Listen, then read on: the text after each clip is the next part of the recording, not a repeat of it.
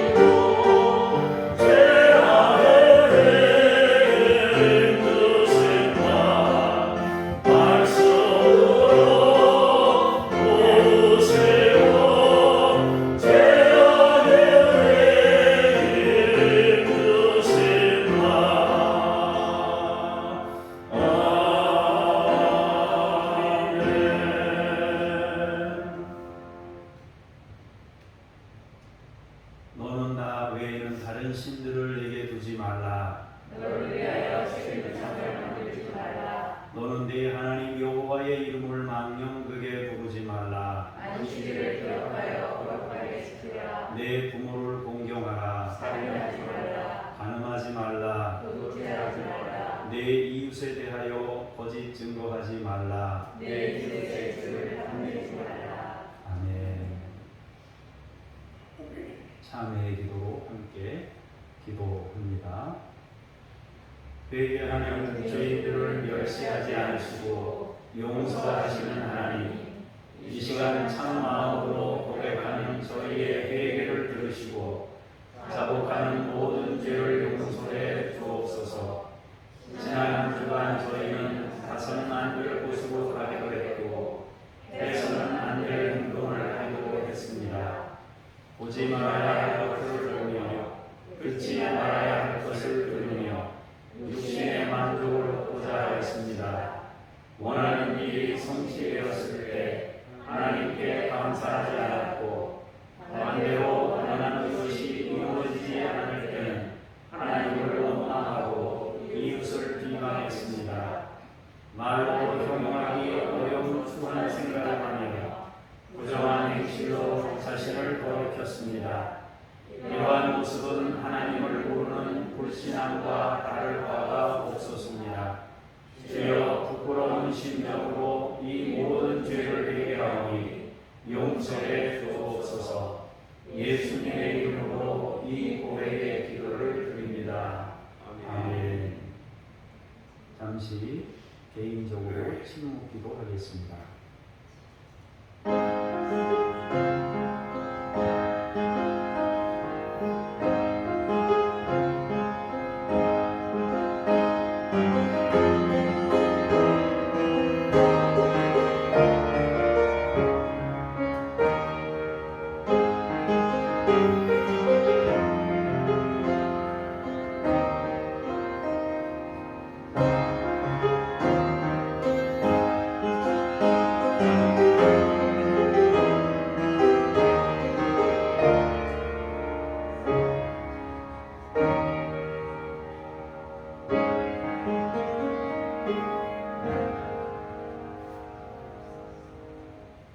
내가 듣고 마음이 부드러워져서 여호와 앞 곧 내 앞에서 겸비하여 옷을 찢고 통곡하였으므로 나도 네 말을 들었노라. 여호와가 말하였느니라. 아멘. 신앙 고백 드리겠습니다. 나는 전능하신 아버지 하나님 천지의 창조주를 믿습니다. 나는 그의 유일하신 아들 우리 주 예수 그리스도를 믿습니다. 그는 성령으로 잉태되어 공정녀 마리아에게서 나시고 본디오 빌라도에게 고난을 받아 십자가에 못 박혀 죽으시고 장사된 지 사흘 만에 죽은 자 가운데서 다시 살아나셨으며 하늘에 오르시어 전능하신 아버지 하나님 우편에 앉아 계시다가 거기로부터 살아있는 자와 죽은 자를 심판하러 오십니다. 나는 성령을 믿으며 거룩한 공교회와 성도의 교제와 죄를 용서받는 것과 몸의 부활과 영생을 믿습니다. 아멘. 자리에 앉으셔서 제가 잠깐 기도하겠습니다. 우리 인생의 주인이 되시는 하나님, 저희는 들에 자라고 있는 풀과 같이 나약하며 유한한 존재입니다. 하지만 지난 한 주간도 하나님의 무한하신 사랑과 권능으로 지키시고 인도하여 주셨습니다. 우리의 든든한 요새와 안전한 피난처가 되어 주셨습니다. 그 사랑과 인도하심 속에서 한 주간을 지내던 저희가 오늘은 거룩한 주일을 맞이하여 온전한 찬송과 경배를 드리기 위해 성전으로 올라왔습니다. 영과 진리로 예배할 수 있도록 성령님께서 친히 우리의 마음을 주관하시고 인도하여 주옵소서. 생명의 말씀을 통하여 우리의 영혼을 소성케 하시고 풍성한 은혜를 우리 마음에 부어 주소서. 마음을 다해 말씀을 듣는 귀를 주시고 깨달아 말씀에 순종하여 살아갈 힘을 주옵소서. 주 예수 그리스도의 이름으로 기도합니다. 아멘.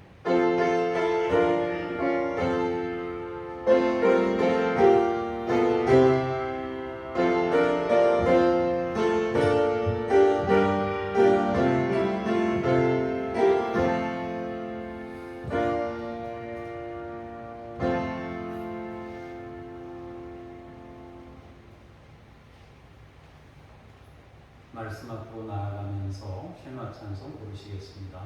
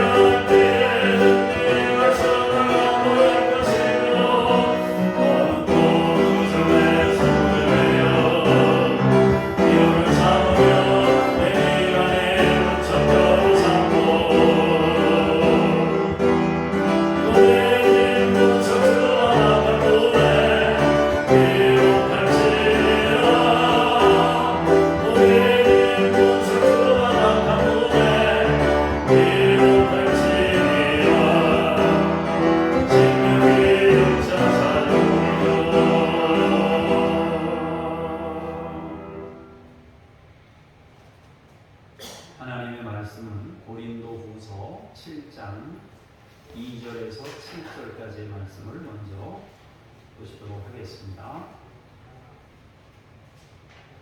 마음으로 우리를 영접하라. 우리는 아무에게도 불의를 행하지 않고 아무에게도 해롭게 하지 않고 아무에게도 속여 빼앗은 일이 없노라. 내가 이 말을 하는 것은 너희를 정죄하려고 하는 것이 아니라 내가 이전에 말하였거니와 너희가 우리 마음에 있어 함께 죽고 함께 살게 하고자 함이라. 나는 너희를 향하여 담대한 것도 많고 너희를 위하여 자랑하는 것도 많으니 내가 우리의 모든 환난 가운데서도 위로가 가득하고 기쁨이 넘치는도다. 우리가 마게도냐에 이르렀을 때에도 우리 육체가 편하지 못하였고 사방으로 환난을 당하여 밖으로는 다툼이요 안으로는 두려움이었노라. 그러나 낙심한 자들을 위로하시는 하나님이 디도가 옴으로 우리를 위로하셨으니 그가 온 것뿐 아니요 오직 그가 너희에게서 받은 그 위로로 위로하고 너희의 사모함과 애통함과 나를 위하여 열심 있는 것을 우리에게 보고함으로 나를 더욱 기쁘게 하였느니라. 아멘. 주님께 감사합니다. 연이어서 박무숙 권사님께서 나오셔서 7장 8절에서 11절까지의 말씀을 공독하시겠습니다. 고린도후서 7장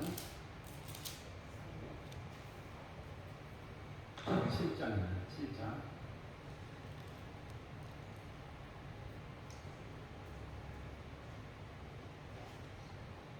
그러므로 내가 편지로 너희를 근심하게 한 것을 피하였으나 지금은 후회하지 아니함은 그 편지가 너희로 잠시만 근심하게 한 줄을 아니라 내가 지금 기뻐함은 너희로 근심하게 한 까닭이 아니요 도리어 너희가 근심함으로 회개함에 이른 까닭이라. 너희가 하나님의 뜻대로 근심하게 된 것은 우리에게서 아무 해도 받지 않게 하려 함이라. 하나님의 뜻대로 하는 근심은 후회할 것이 없는 구원에 이르게 하는 회개를 이루는 것이요 세상 근심은 사망을 이루는 것이니라. 보라, 하나님의 뜻대로 하게 된 이 근심이 너희로 얼마나 간절하게 하며 얼마나 변증하게 하며 얼마나 분하게 하며 얼마나 두렵게 하며 얼마나 사모하게 하며 얼마나 열심 있게 하며 얼마나 벌하게 하였는가.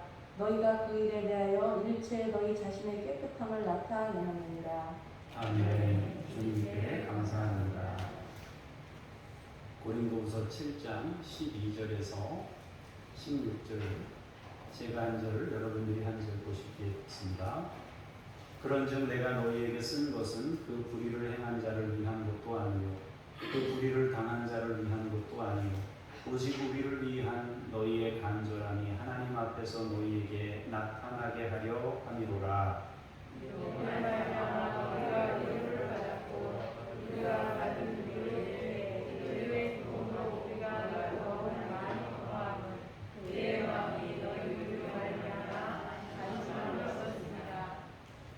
내가 그에게 너희를 위하여 자랑한 것이 있더라도 부끄럽지 아니하니 우리가 너희에게 이른 말이 다 참된 것 같이 디도 앞에서 우리가 자랑한 것도 참되게 되었도다. 그가 너희 모든 사람들이 두려움과 떨림으로 자기를 명하여 수고하는 생각하고 너희를 향하여 그의 심정이 또 굳었으니 같이 봅니다. 내가 범사에 너희를 신뢰하게 된 것을 기뻐하노라. 아멘. 주님을 찬미합니다. 아멘. 오늘도 하나님의 성전을 찾아 나오신 여러분 한 분 한 분에게 주의 은혜와 복이 함께 하시기를 축복합니다. 오늘은 상호 신뢰라는 제목으로 말씀의 은혜를 나누도록 하겠습니다. 여러분들이 같은 하나님을 믿는 사람들로서 서로 신뢰의 관계가 이루어질 수 있기를 축복합니다. 하나님께서 사람을 창조하실 때 하나가 아니라 둘을 지으신 이유가 있습니다. 처음에 하나님이 한 사람을 지으셔서 한 사람이 한 사람을 낳고 한 사람이 한 사람을 낳고 마치 버섯이 홀씨번식을 하듯이 그렇게 하지 않으시고 처음부터 하나님께서 사람을 둘로 지으셨어요. 그 이유는 그 둘을 통해서 하나님 나라를 배우도록 하기 위함입니다. 두 사람의 관계 속에서 하나님 나라가 무엇인지를 알게 하시려고 처음부터 두 사람을 지으신 것입니다. 다르게 표현하자면 하나님의 마음을 배워서 천국을 이루도록 하기 위함입니다. 뜻이 하늘에서 이루어진 것처럼 땅에서도 이루어지게 하게 하시려고 둘로 지으신 것입니다. 그 둘을 창조하실 때 신비로운 점이 두 가지 있는데, 하나는 서로가 다르다는 것입니다. 서로가 다르게 지으신 것이 은혜고 축복인 것입니다. 두 번째로는 상호 보완적 성격을 가진다는 점입니다. 남자나 여자나 서로 독특한 특성을 지니고 있습니다. 그런데 그 둘이 서로 만날 때 완전함으로 나아가도록 창조하셨다는 것입니다. 관계 속에 하나님의 놀라운 창조 섭리와 계획이 담겨 있는 것입니다. 두 사람을 지으실 때 하나님의 창조 섭리를 그 안에 담아 놓으셨다는 것입니다. 그래서 둘을 통해서 우리는 하나님의 성품을 알고 하나님의 은혜와 능력이 무엇인지를 알고 하나님의 뜻을 헤아릴 수 있게 되는 것입니다. 그러므로 신앙이라는 것은 관계라고 해도 틀린 말이 아닙니다. 신앙생활을 잘한다고 하는데 관계는 맨날 깨요. 그러면 그 사람의 신앙은 가짜인 겁니다. 그런데 신앙생활을 한다고 하는 사람이 늘 좋은 관계를 만들어요. 그러면 그 사람은 굉장한 에너지를 쏟으면서 그 관계를 유지하고 또 그것을 위해 애쓰고 있는 중이라는 거죠. 그로써 이미 하나님께 순종하는 삶을 살려고 힘쓰고 살아가고 있다는 것을 우리에게 보여주고 있는 것입니다. 예수님께서는 이것을 조금 다르게 표현하셨는데 세 계명을 너희에게 주노니 서로 사랑하라 말씀하셨습니다. 우리가 서로 사랑하면 사람들이 우리가 주님의 제자인 것을 알게 될 것이다 라고 말씀하셨습니다. 결국엔 상호 신뢰 관계를 이루는 일은 하나님을 알아가는 굉장히 중요한 요소가 된다라는 것입니다. 하나님께서 친히 만드신 기관이 두 개 있다고 그랬지 않습니까? 무엇과 뭐라 그랬습니까? 가정과 교회다 그랬습니다. 그런데 하나님께서 만드신 가정과 교회의 원리는 같습니다. 다른 사람을 통해서 내가 누구인지를 알게 되고 나를 통해서 다른 사람도 자기의 존재 이유를 알도록 그렇게 지으신 것입니다.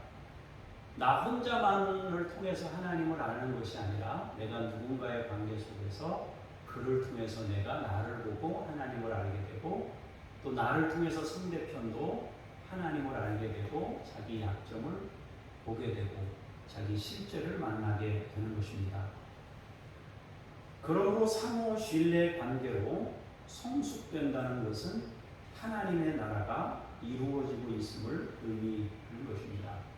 이 서로 사랑의 개념을 또 다른 표현으로 사도 바울은 뭐라고 그랬습니까?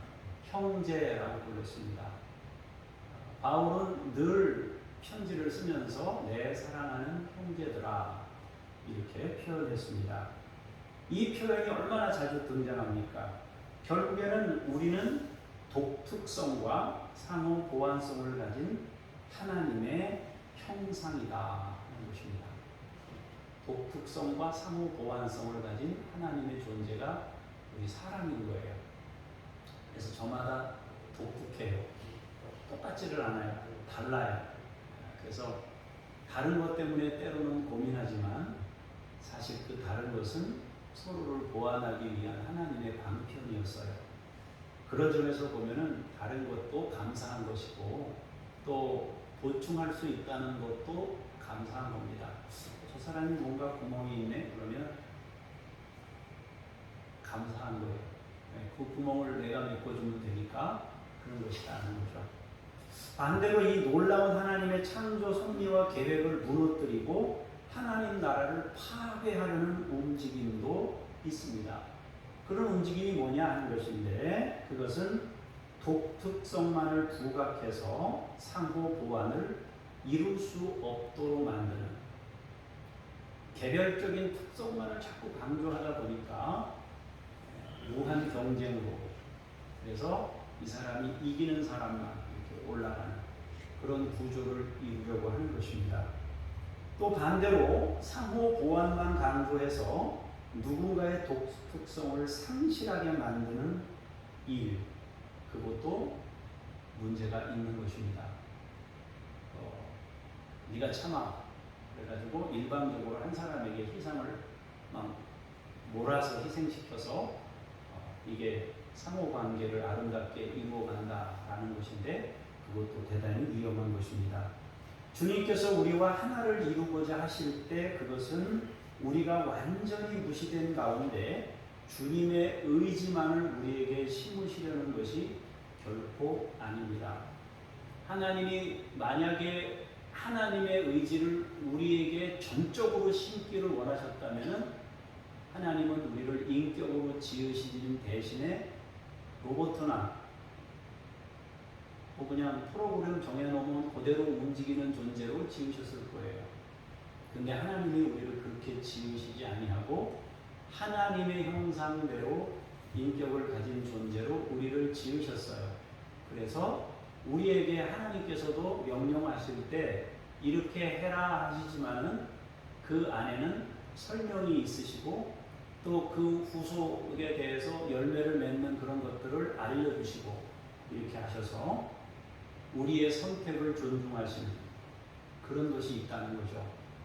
만약에 하나님께서 우리에게 선택권을 주시지 않았다면 마지막에 우리를 지옥으로 보낸다 그러면 사람들이 자기 선택에 대한 책임을 짓지 않도록 하셔야 되는 거 아니겠어요? 그죠?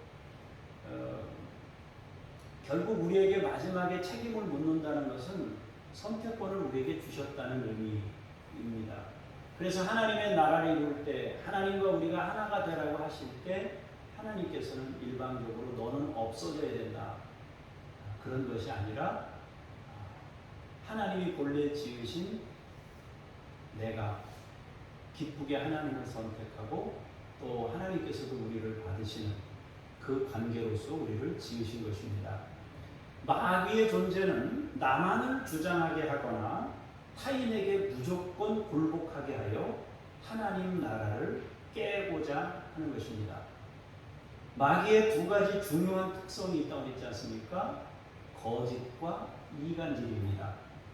마귀는 언제나 거짓을 참으로 위장하여 사람들을 속입니다.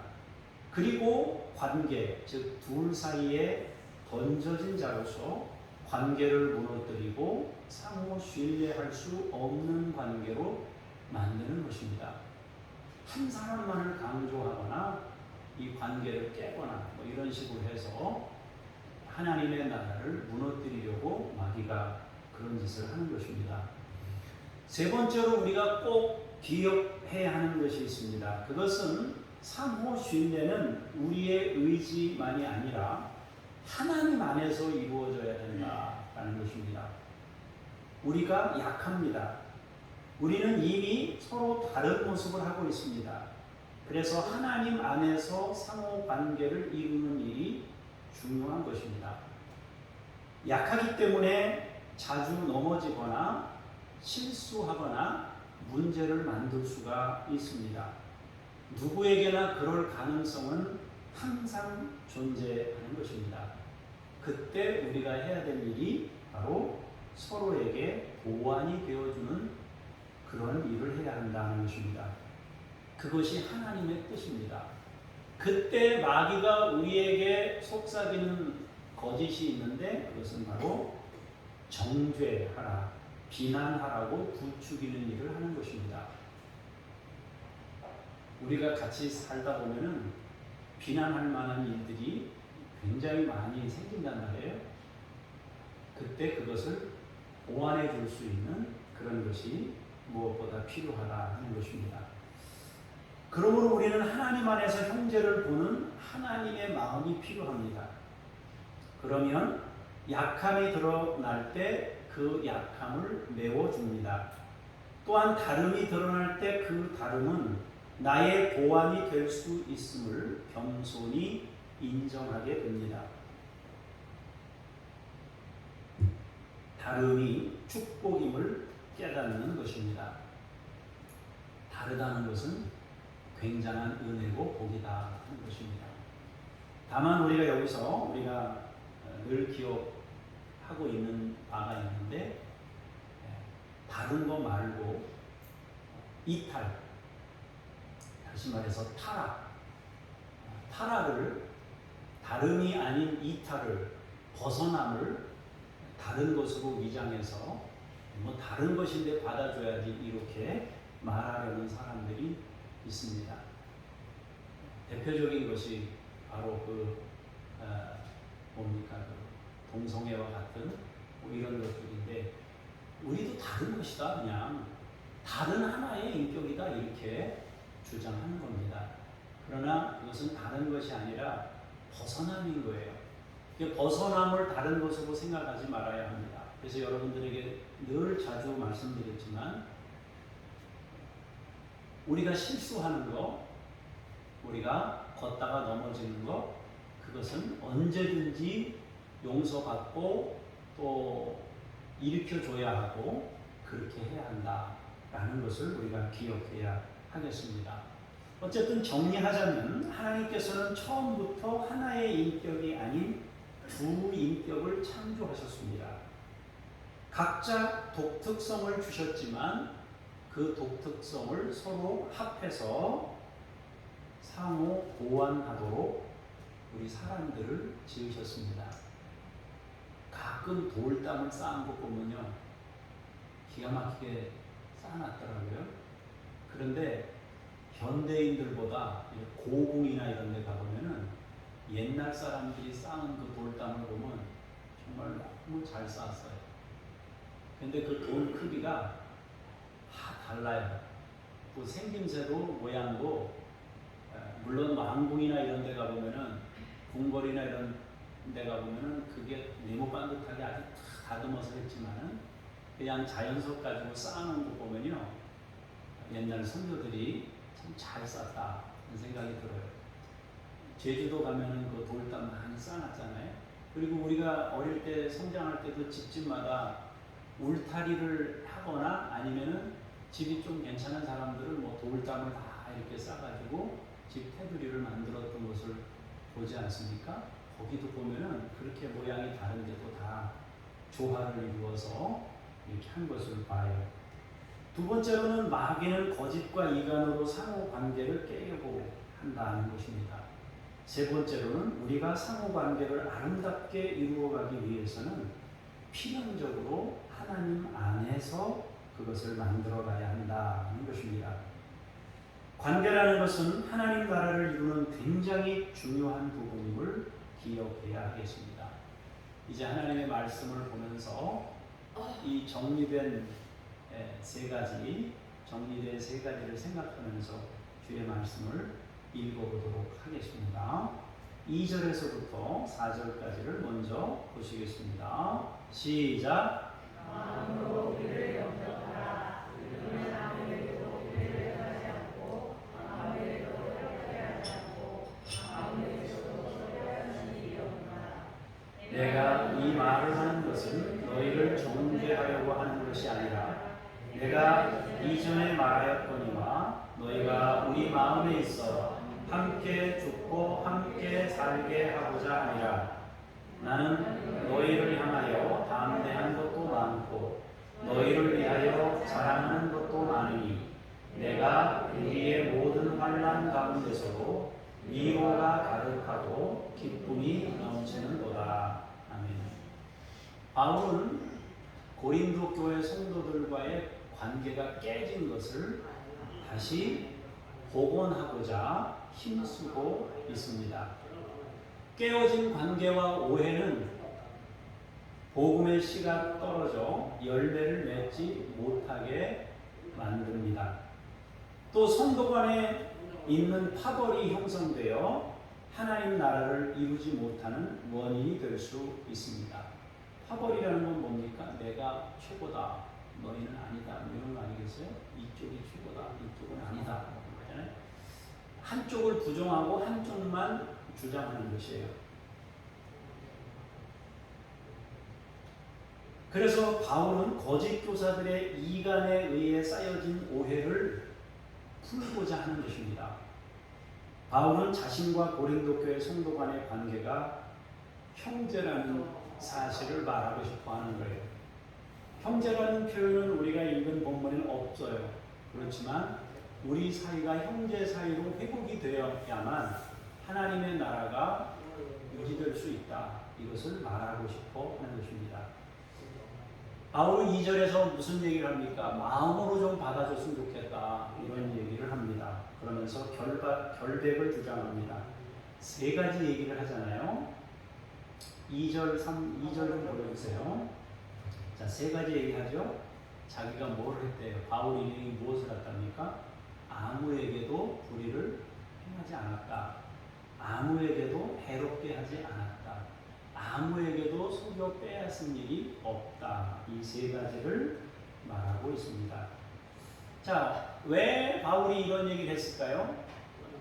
상호 관계를 깨려는 마귀와 그 하수인들이, 거짓 교사들이 바울을 이 세 가지로 공격했다는 것을 말해주고 있는 겁니다.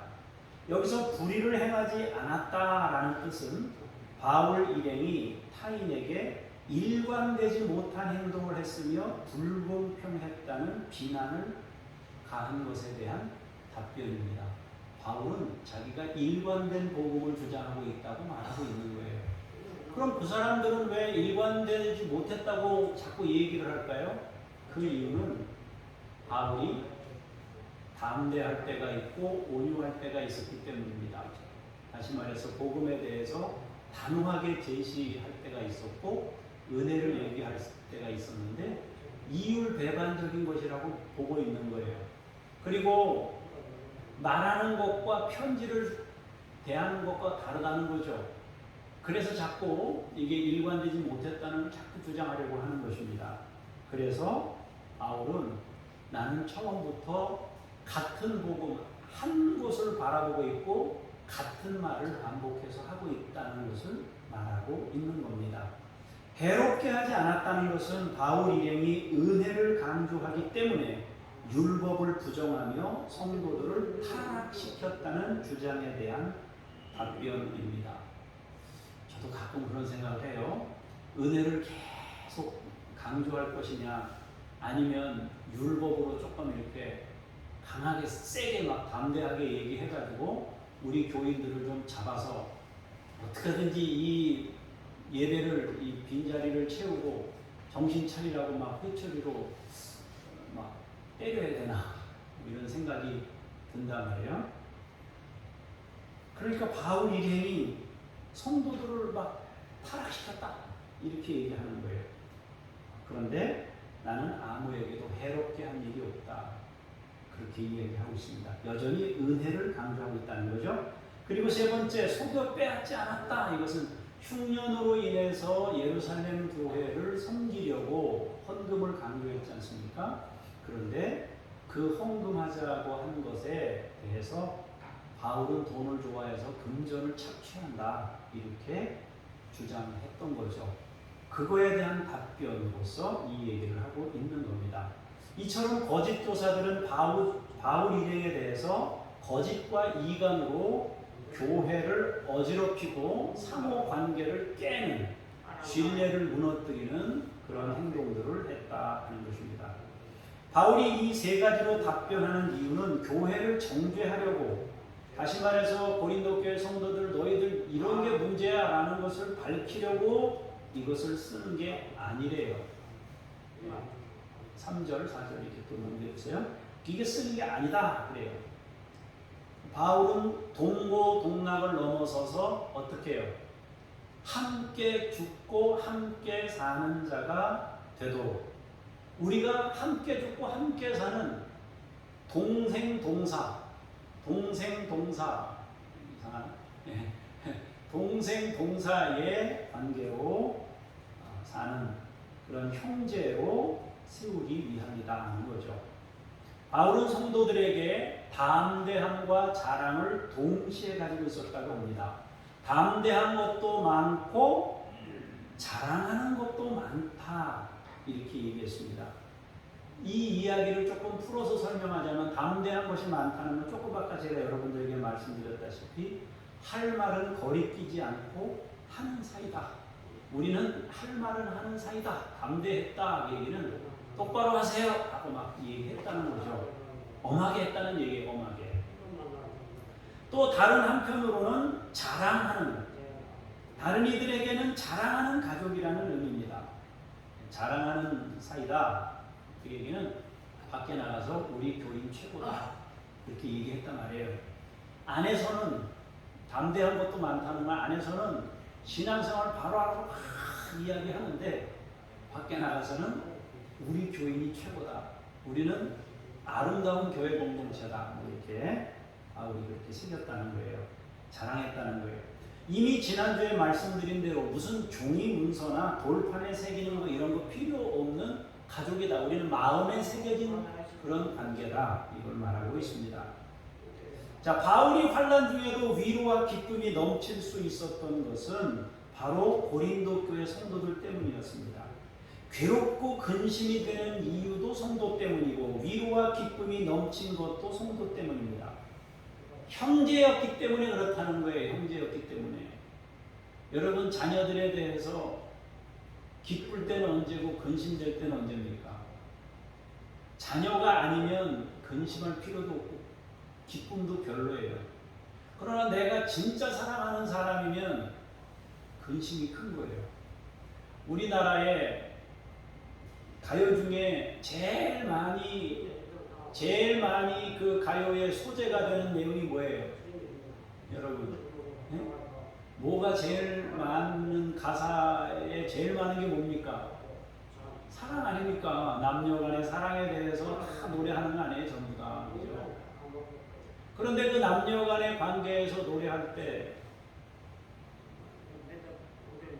너무 감사하고 기쁘고 좋은 것도 있지만 또 반대로 노래 중에는 눈물의 씨앗이잖아요. 너무너무 아프대잖아요. 그죠? 바울이 아픈 이유가 뭐예요? 성도를 사랑하기 때문에. 그들이 조금의 회복만 있어도 그것이 위로가 되고 기쁨이 되고 자랑하고 싶은 것이 되었다는 건 뭐예요? 사랑하고 있다는 증거란 말이에요. 그 얘기를 하고 있는 거예요. 근심하는 것도 사랑 때문이고 위로받는 것도 사랑 때문이다. 그 얘기를 하고 있습니다. 우리가 사랑의 관계이면 근심과 위로가 동시에 우리에게도 있게 되는 것입니다. 자, 5절에서 7절을 보도록 하겠습니다.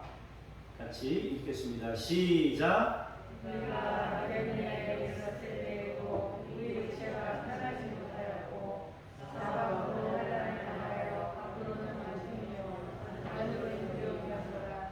그러나 낙심한 자들을 위로하시는 하나님이 디도가 옴으로 우리를 위로하셨으니 그가 온 것뿐 아니요 오직 그가 너희에게서 받은 그 위로로 위로하고 너희의 사모함과 애통함과 나를 위하여 열심히 있는 것을 우리에게 보고함으로 나를 더욱 기쁘게 하였느니라. 아멘.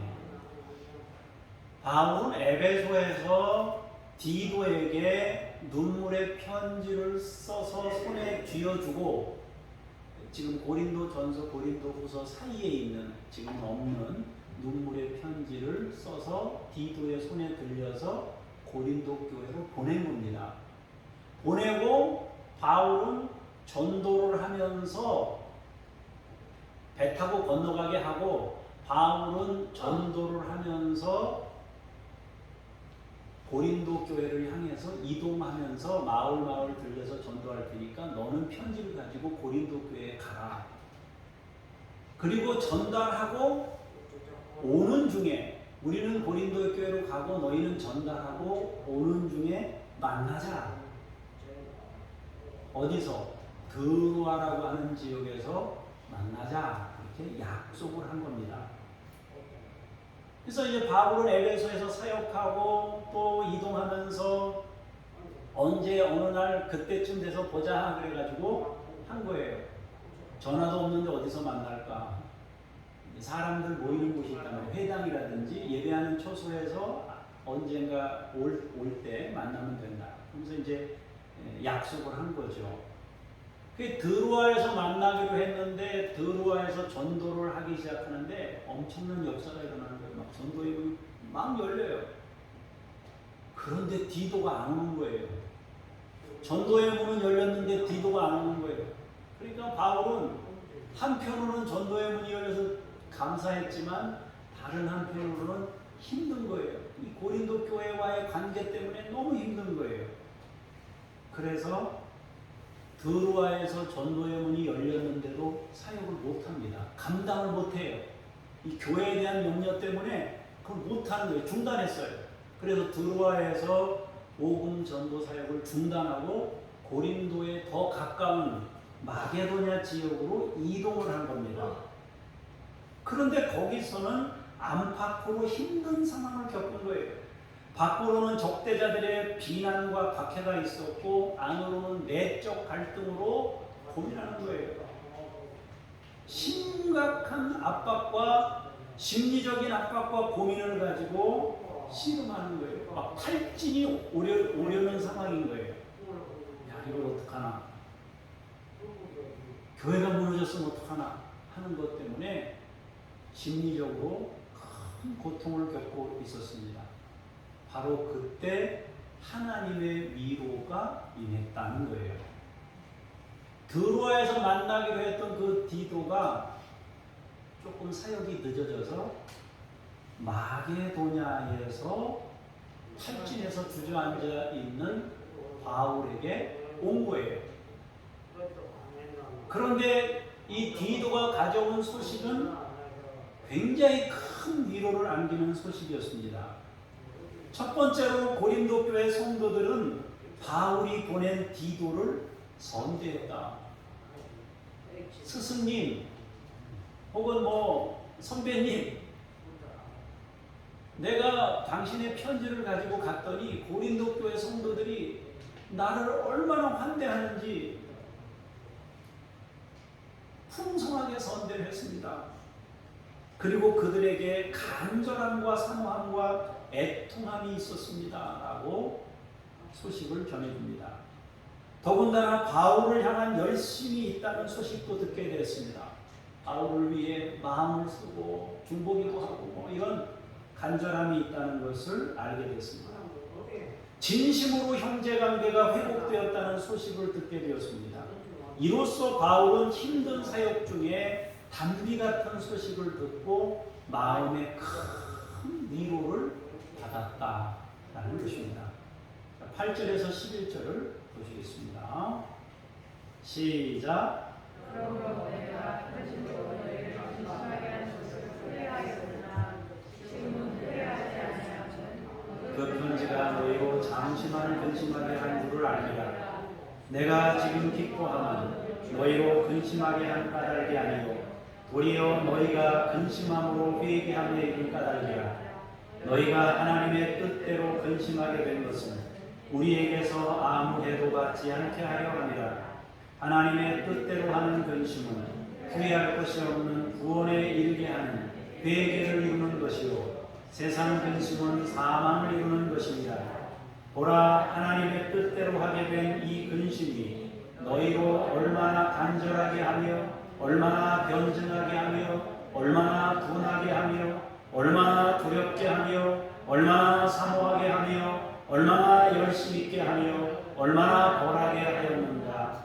너희가 그 일에 대하여 일체 너희 자신의 깨끗함을 나타내었느니라. 아멘. 바울은 디도 편으로 편지를 써보낸 후에 많은 생각을 했습니다. 내가 너무 심한 말을 했나? 다른 한편으로는 그래도 할 말을 했으니 잘했어. 아니야, 내가 보낸 편지 때문에 교우들이 근심했는지도 몰라. 그러면서 후회와 근심을 반복하는 거예요. 보내놓고 할 말을 해놓고 신방 가가지고 믿음 생활 바로 하세요 라고 얘기하고 집에 왔는데 근심이 막 한 짐이야. 이 사람들 막 더워가지고 죽을 지경에 일하고 있는데 거기다 대고 믿음 생활 똑바로 하라고 돌아왔으니 얼마나 힘들겠어요. 힘든 거예요.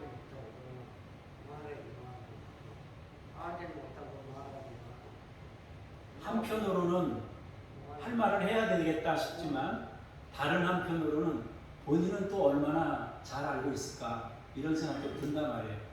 그러면서도 문득 속으로 저도 그래요. 문득 속으로 이분들이 믿음 생활을 하는 사람들인가, 하나님이 계신가 이런 생각이 문득 또 들어요. 그래서 때로는 신방을 가서 한마디 해야지 이 마음이 막 올라가요. 어떤 때는 막 올라가다가 아니야, 그래도 아니야, 지금은 때가 아니야, 이렇게 생각이 든단 말이에요. 바울이 그런 거예요. 이 근심과 후회를 반복한 거예요. 편지 하나 써놓고 너무 힘들어하는 거예요. 그런데 지금은 후회하지 않는다 그랬어요. 왜냐하면 그 편지가 잠깐만 근심하게 했고 결국에는 의의 열매, 즉 하나님 나라를 다시 회복하는 열매를 맺게 만들었다는 것입니다. 고린도 교회는 잠시 근심했지만 회개함에 이르게 되었다는 것입니다. 하나님의 뜻대로 한 근심은 회개를 이루는 유익을 줍니다. 바꾸면 말씀의 거울에 자신을 비출 수 있도록 기회를 준 것입니다. 성도들은 말씀의 거울로 자신의 실제를 직면하면서 근심하고 아파합니다. 그러나 말씀의 거울에 자신을 비추면서 간절한 사람으로 바꿔지는 거예요. 얼마나 간절하게 하며 간절한 사람으로 바꿔졌어요. 또한 적대자들의 도전에 대해서 믿는 자들의 편에 서서 변호합니다. 얼마나 변증하게 하며 믿음의 사람들은 그게 아니야 하고 막 앞에서 막 변호하는 거예요. 또한 하나님 나라를 대적하는 사악함에 대해서는 거룩한 의분이 일어나서 얼마나 분하게 하며 또한 하나님의 심판을 두려워하고 얼마나 두렵게 하며 형제 애로의 회복을 얼마나 사모하게 하며 또 죄를 대척하고 말씀의 교훈에 대해 열심을 품게 하는 얼마나 열심 있게 하며 그리고 하나님의 공의를 세우기 위해 옛 죄와 결별하는 모습을 보였던 것입니다. 교회는 모든 영역에서 새롭게 거듭나기 위해 거룩한 성전으로 회복되고자 힘쓰고 노력했다. 이 소식을 바울이 들은 거예요. 어디서? 마게도냐에서. 그러니까 그 10년 묵은 체증이 다 풀리면서 바울이 힘이 나는 거예요. 위로가 된 거예요. 자기에게 큰 위로가 되는 거예요. 사역하다가 이거 어떡하나 하고 막 무너져 갈 때 이 위로의 담비 같은 이 위로의 소식 하나가 바울을 다시 일으켜 세우는 그런 역사가 있게 되었다는 것입니다. 12절에서 16절 마지막으로 보겠습니다. 시작. 너에게 쓴 것은 그 불의를 행한 자를 위한 것도 아니요 그 불의를 당한 자를 위한 것도 아니요 오직 우리를 위한 너희의 간절함이 하나님 앞에서 너희에게 나타나게 하려 함이로라. 이로 말미암아 우리가 위로를 받았고 우리가 받은 위로 위에 디도의 기쁨으로 우리가 더욱 많이 기뻐하는 그의 마음이 너희 무리로 말미암아 안심함을 얻었습니다. 내가 그에게 너희를 위하여 자랑한 것이 있더라도 부끄럽지 아니하니 우리가 너희에게 이른 말이 다 참된 것 같이 디도 앞에서 우리가 자랑하는 것도 참되게 되었도다. 그가 너희 모든 사람들이 두려움과 떨므로 자기를 영접하여 순종한 것을 생각하고 너희를 향하여 그의 심정이 더욱 깊었으니 내가 범사에 너희를 신뢰하게 된 것을 기뻐하노라. 아멘. 바울은 준엄한 말씀을 편지로 보냈던 것에 대해 근심과 후회를 반복했지만은 디도를 통해 전해들은 긍정적 소식 때문에 마음이 회복되면서 내가 이 편지를 왜 썼는지 본래의 의도, 자기가 편지를 쓴 본래의 의도를 자세하게 밝힙니다. 바울은 이 편지를 쓴 가장 핵심적인 이유가 관계 회복이었다라고 말합니다. 교우들이 복음 전도자였던 자신에게 간절한 태도를 다시 회복하는 일이었습니다. 바울은 편지를 보내면서 불의를 행한 사람들에게 경고하려고 편지를 보낸 게 아니에요. 불의를 당한 사람을 위한 것도 아니에요. 나쁜 짓을 한 사람, 그 나쁜 짓을 당한 사람, 그게 중요한 게 아니고 바울은 오직 교회에 있는 사람들이 믿음으로 견고한 자리로 세워지는 것, 이것만 관심하고 편지를 썼지, 나쁜 짓을 한 사람들을 혼내야 되겠다, 이런 마음을 가지고 하지 않았단 말입니다. 쉽게 말하면 불의를 행한 사람들을 책망하고 벌을 주고 어찌하려는 목적 때문에 편지 쓰지 않았다. 불의를 당한 사람들을 통해 뭔가를 하려는 것도 아니다. 다만 상호 신뢰 관계가 회복되어 하나님 나라 공동체를 이루고자 함이었다라고 말합니다. 하나님 나라가 회복되는 것이 편지의 목적이었던 겁니다.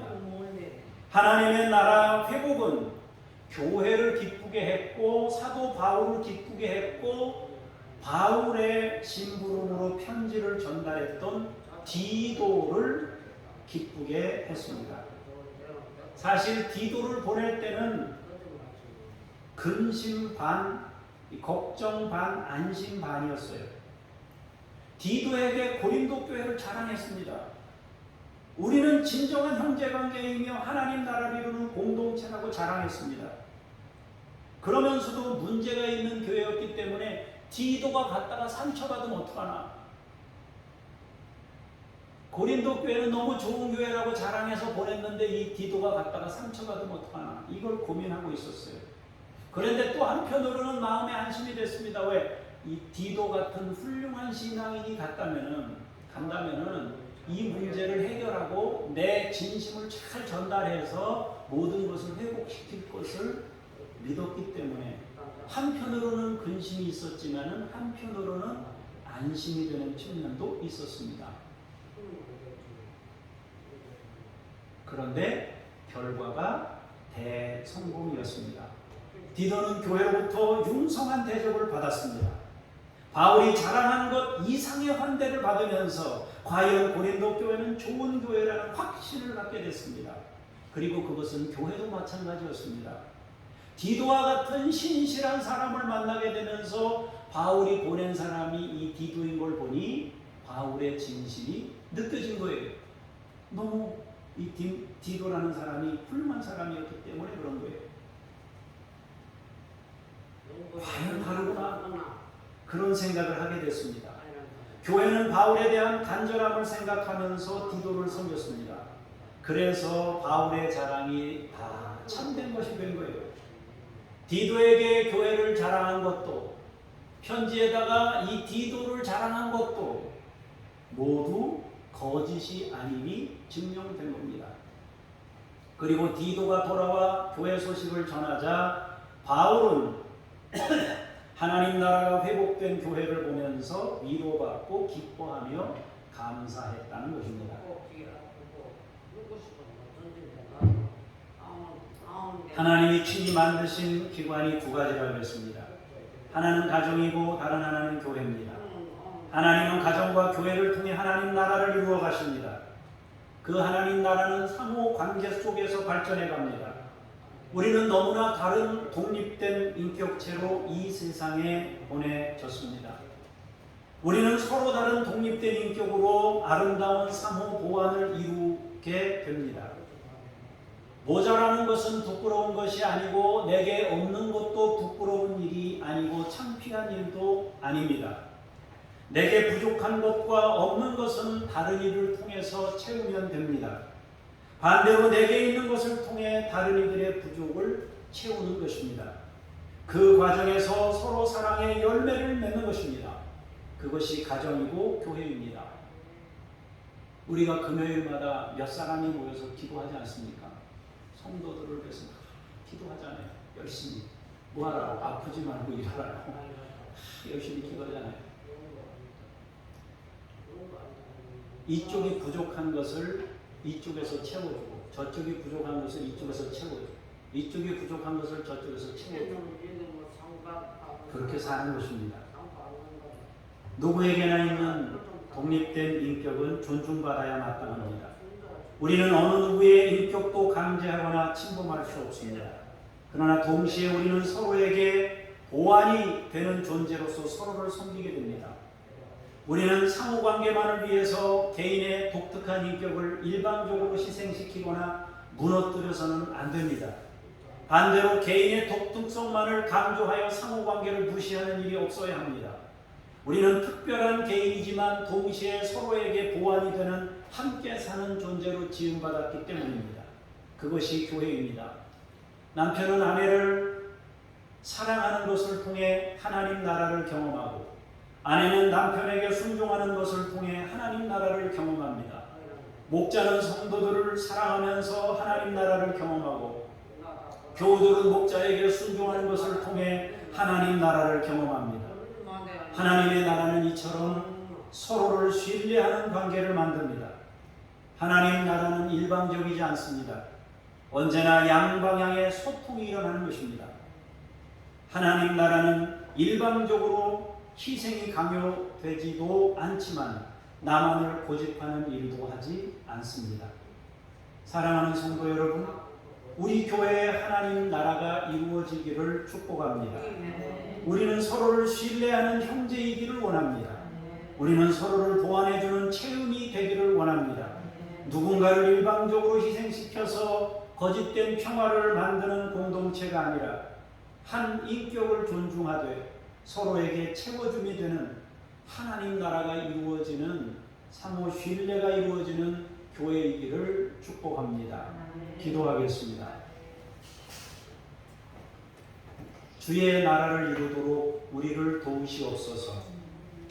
한 사람의 그 독특성을 존중하고 인정하는 우리가 되게 해 주옵소서. 그러면서도 서로 상호 보완적인 모습을 가지고 서로의 부족한 부분을 채우는 우리 교우들이 되게 해 주시옵소서. 감사드리며 주 예수 그리스도 이름으로 기도합니다. 아멘.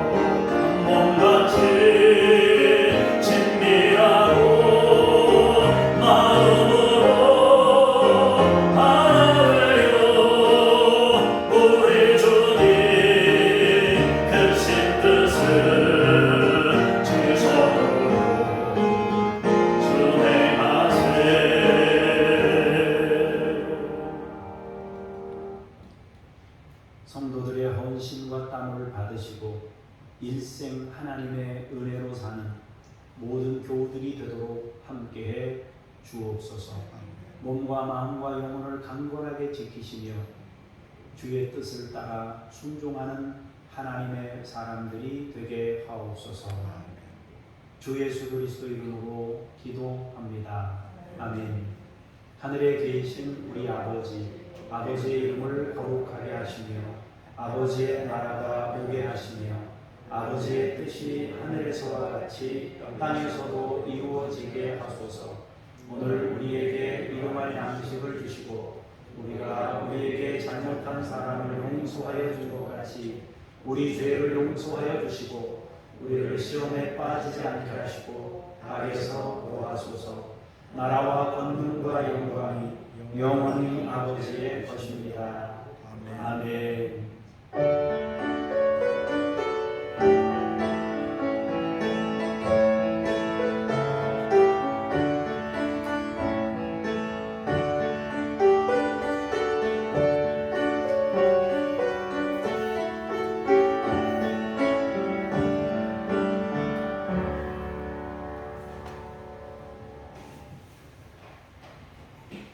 다른 내용들은 주보를 참조해 주시기 바랍니다. 제가 잠깐 기도하겠습니다. 아버지 하나님, 이 시간 주님의 이름으로 함께 마음을 모아 기도합니다. 우리나라를 축복하며 기도합니다. OECD 국가 중 빈곤율이 평균 3배에 이르는 노령층에 대해 실효적 있는 복지정책이 시행되도록 도와주옵소서. 자살을 1위라는 부끄러운 기록을 가지고 있습니다. 하나님 아버지, 심령에 안정이 되지 못하는 그런 특성을 가지고 있습니다. 주여, 우리 국민들이 조금 더 여유 있는 마음을 갖도록 하나님께서 평강으로 인도해 주옵소서. 세계를 위해 기도합니다. 하나님께 있는 생명의 주권을 거스르지 않고 성경적 가치의 법과 정책이 세워지도록 도와주옵소서. 가장 큰 사망 원인이 낙태로 되어 있습니다. 하나님 아버지, 불가피한 측면들이 있을 수도 있지만 얼마나 많은 이들이 범죄에 노출되어 있는지 모릅니다. 하나님이여, 열방의 주의 은혜와 긍휼을 베풀어 주시옵소서.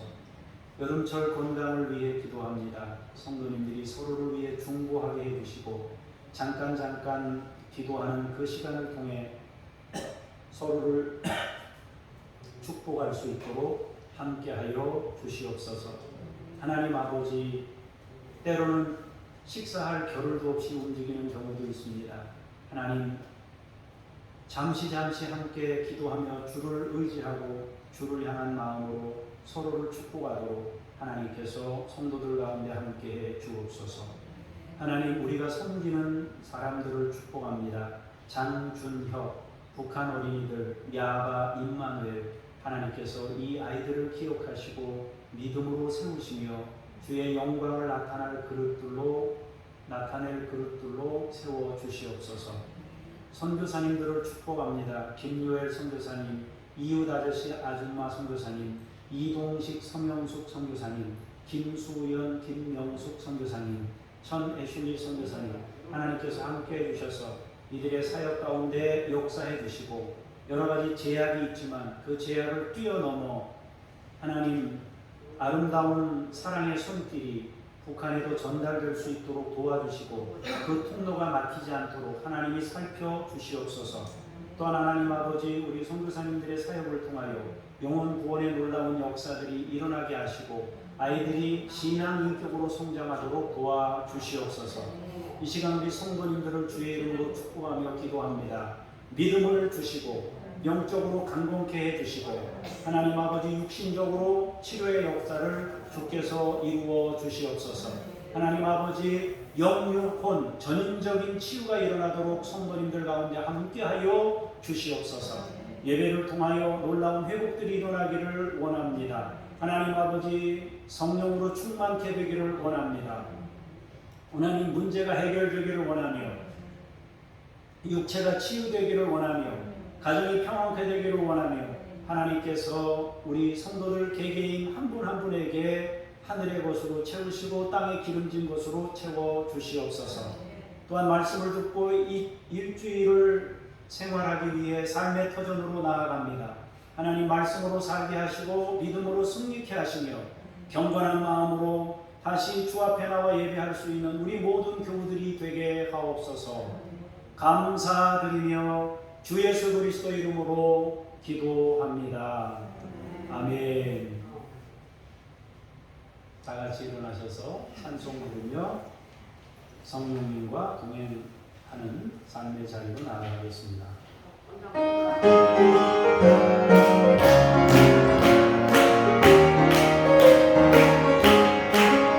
내가 매일 기쁘게 순례의 길 행하는 주의 팔이 나를 안보하리로 내가 주의 극복을 받는 참된 비결 주의 영이 언제나 회와 성령의 시대 할렐루야 함께 하시네 좋은 길을 걸으며 만나겠다 주의 영이 함께 하리라.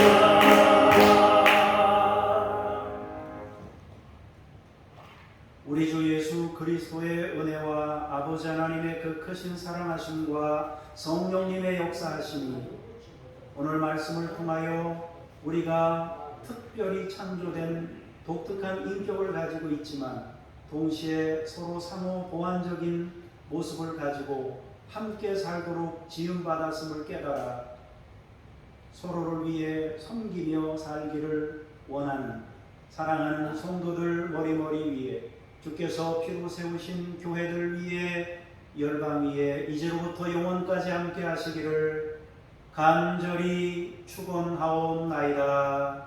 아멘.